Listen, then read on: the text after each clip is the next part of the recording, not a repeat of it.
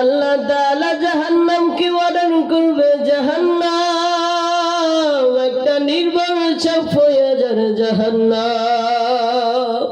তখন উম্মতদেরকে গুনাহগারদেরকে ওই সাপটা ধরিয়া ধরিয়া জাহান্নামে ফেলা দিবে। কে জানি আমার নবীকে যা বলবে, ও নবী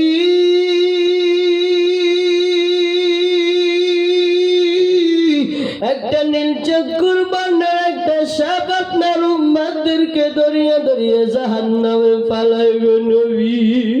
আমার নবী একটা দৌড় দিয়ে যা বলবে, জাহান্নামরা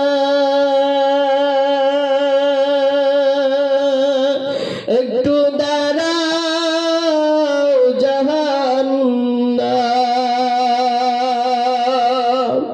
উম্মত আমার গুনাহগার হো,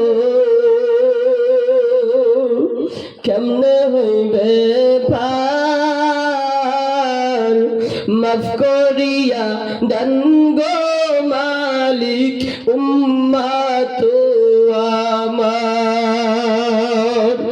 আমার উম্মত জাহান্নামে যেদিন জ্বলিবে,